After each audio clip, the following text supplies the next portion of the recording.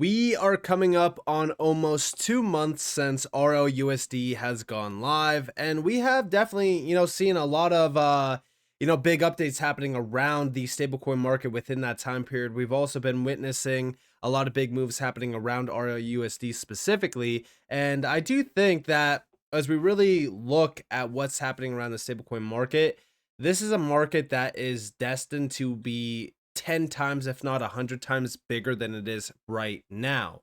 And that definitely does, it definitely does matter in a huge way for the entire industry because stablecoins are basically so crucial to every single aspect around crypto. We're talking about trading, we're talking about, DeFi yield generation, we're talking about anything that you can think of. Crypto involves stablecoins in almost every single aspect. So this is such a huge piece of the entire crypto puzzle. And RLUSD, guys, the moves being made right now around RLUSD are very, very big. And we have to talk about this. We have to address this. So welcome to the channel, everyone. My name is Nick. For those that are new to the channel, hopefully by the end of this video, you do become a subscriber. Also, if you guys do want to go check out Caleb and Brown, I do have a link down in the description below. You guys probably already know the deal. US based investors, guys, this is one of the best exchanges that you can use. 24/7 customer support.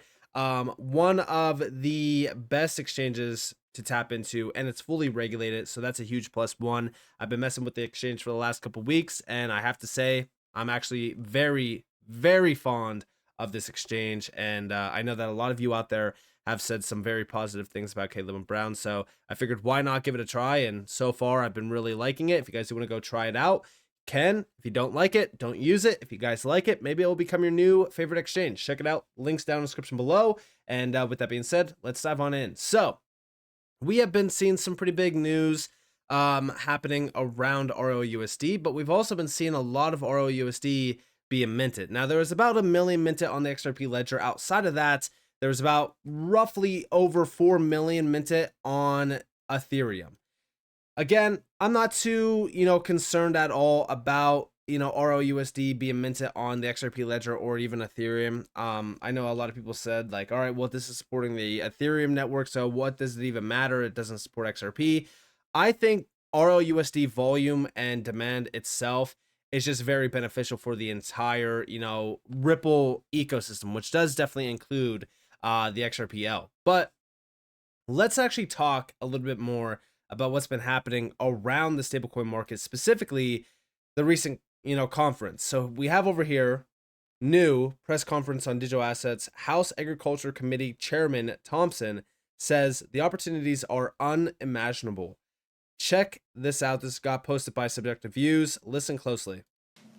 Good afternoon, everyone. I'm Congressman G.T. Thompson, Chair of the House Agriculture Committee.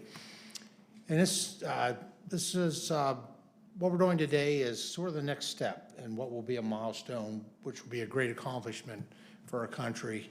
America really was a leader when it came to Internet 1.0, right? It was the Internet of knowledge. And the Internet 2.0, again, it was America that led that for the world, not just for our citizens, but for the world. And that was the Internet of things. And then Internet 3.0 is what we're talking about today, and that's the Internet of value. And we're approaching it in a principled way. My colleagues here mentioned a couple of those. Number one, do no harm. Protect consumers, provide that regulatory structure, that certainty, both for the industry, but quite frankly for the consumers as well. And secondly is foster innovation, because the opportunities are just really are unimaginable. Well, what I believe is that whatever's over the horizon is going to be very, very exciting. So I'm really, well, first of all, just very thankful to President Trump for his historic efforts to bring regulatory clarity to the digital assets markets. His leadership with the work that David Sachs is going to lead on his behalf is going to be a game changer for American competitiveness in the global race to build the new economy. The president could not have picked a better person to helm his AI and digital asset efforts. David brings a wealth of experience in exploring new technologies and building successful businesses to this new role.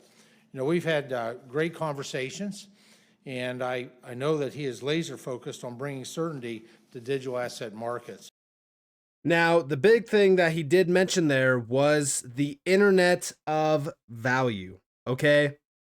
The Internet of Value is happening. And the stablecoins, a lot of people think that the stablecoins are just some, it's just one piece of crypto. Guys, stablecoins represent tokenization of fiat currencies. It's the first major step in the tokenization of everything, which will lead to the Internet of Value. Now, recently, Ripple did make a post regarding stablecoins saying that they are fueling the future of finance, aka the Internet of Value. But to unlock their full potential, we need smart regulation that preserves global fungibility while ensuring strong protections. Jurisdictions that embrace this will lead the digital asset revolution, which is now why we're starting to have these conferences where digital assets are on main stage, where we are now addressing the importance of actually getting this right. I mean, we have to get this right. And if the US definitely wants to become the crypto capital of the world, now is the best time to start accelerating everything. And I'm talking about the acceleration of just not only regulation, but the adoption and integration of these specific things within the US system. Now, if we go to this overall article, we are met with stablecoin regulation, the opportunity and benefits of fungible global assets. Now, there is a lot to address within this. They do mention how the stablecoin market has now become over 200 billion plus and how it continues to boom. We also see, cross-border payments being mentioned quite heavily. But the one thing is clear: for jurisdictions that wish to become crypto asset and tokenization hubs, enabling a variety of high-quality stablecoins, including those issued overseas, will be a major competitive and economic advantage. Here we have the unintended consequence of local issuance. Some crypto and stablecoin regulatory frameworks, in particular markets in crypto assets regulation, which is MiCA, include requirements for stablecoins to be issued by local regulated entities with the backing assets held with locally regulated institutions. Such requirements are motivated by regulators' desire to mitigate the risk of disruption of services or losses to local customers in the event of problems in other regions. However, requirements like these risk undermining the benefits of the underlying technology. One of the primary benefits of blockchain technology in the financial services space is that it is borderless. Much like the internet today, blockchains support the Internet of Value, allowing value to be delivered anywhere in the world with minimal friction. Stablecoins are a key building block of this Internet of Value. Just like I said, stablecoins are, tokenized fiat currencies. So this is the first step to realizing in the Internet of Value, aka, tokenization of basically everything being on chain. And it's basically the entire image of what crypto is supposed to be. They are globally fungible and can be transferred between market participants, allowing value to be delivered anywhere in the world quickly and at a low cost. This is more than just a feature of stablecoins. It is fundamental to their value. Now, the requirements are mentioning with MiCA definitely, causes a lot of concerns, which it definitely does. We've talked about them in the past. And it's not just around Tether, right? Like USDT got delisted around the EU market for a lot of these, concerns. But it's a concern when it comes to any stablecoin, basically.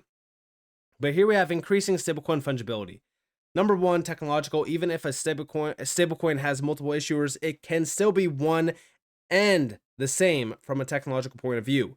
This means the stablecoin is issued from the same address on the blockchain and is completely fungible from users' point of view. For example, a smart contract or payment can transfer a stablecoin without reference to which entity issued it.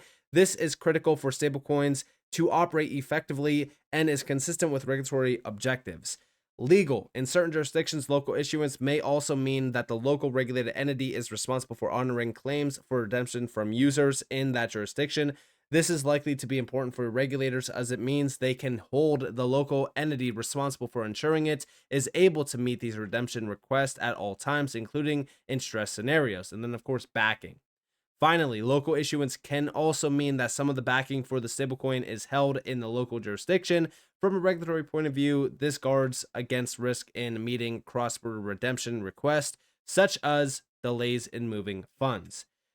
Now, while the transferable nature of stablecoins is a defining feature and underpins the benefits, it also complicates the approach to local issuance for two reasons. Number one, while this likely redemption request from a local issuer in a stress scenario can be based on how much that entity has issued, this is complicated by cross-border transfers. When stablecoins are transferred into and out of the jurisdiction, the value of stablecoins held there, and therefore the possible redemption request, may differ from net issuance. To compound the problem, because stablecoin issuers do not have a direct relationship with their users, local holdings of the stablecoin are not known and need to be estimated. Second, in meeting a redemption request, the issuer is able to draw not only on the minimum reserves held locally to support net issuance, but also other resources, including globally fungible buffers and the ability of the issuer to arrange for credit support from credit-worthy financial institutions, bank guarantee, or even a letter of credit, for an example. And then, of course, we have regulatory recommendations for stablecoin issuance. They do break down everything that they want to see. They also give us some examples of, some players that are actually doing this correctly, like, for example, in Singapore. Listen, at the end of the day, this is why I've said we have to get this right.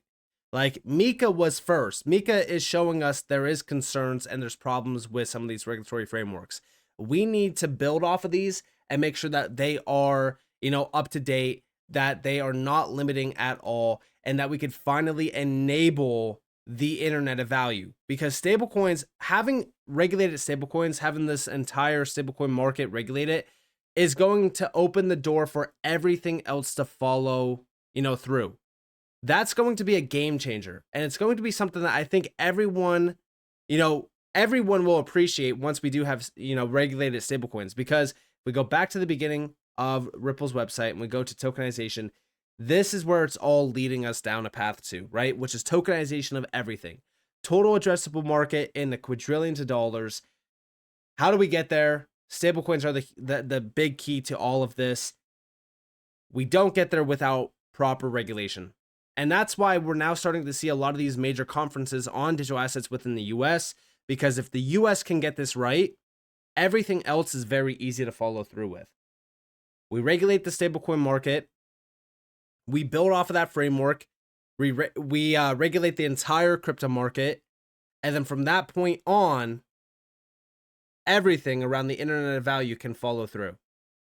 This is where we start to see, because we already have regulations on this, we start to see the big banks, custodying crypto, custodying, digital assets, even tokenized things of value. After that, the institutions build, specific use cases around institutional DeFi, for an example. I mean, all of this is going to take a little bit of time still, but it's already in, progress. Like, we already have this stuff happening right now in this space. We already have a lot of those frameworks in place. We already have a lot of those bills in place.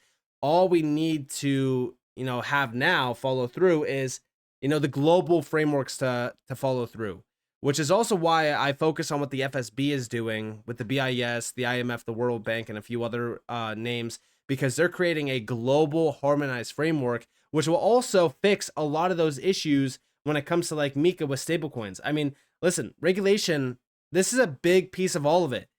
If you get regulations wrong, it can limit the entire space. You get them right, and we could see this entire space prosper, and a lot of these nations become very big players around this tech, which is why we look at, if these jurisdictions wish to become a crypto asset and tokenization hub, they need to make sure that they are enabling, this market to actually prosper, innovate correctly, support innovation. We need that. So that's why when we focus on stablecoins, I think a lot of people kind of overlook how big the stablecoin market actually is, or how crucial it is to this entire space. And we see Ripple is behind this. We know that Ripple is behind this in a big way. RLUSD is a game changer. This is something that I think everyone should focus on. We have to focus on this. So with that being said, I hope you guys enjoyed this video. If you guys definitely leave a like, subscribe, turn notifications on because more free content. You guys are more than welcome to follow me on Twitter and join the free Discord in the description below. And with that being said, guys, it's been Nick. Thanks for watching. Peace out.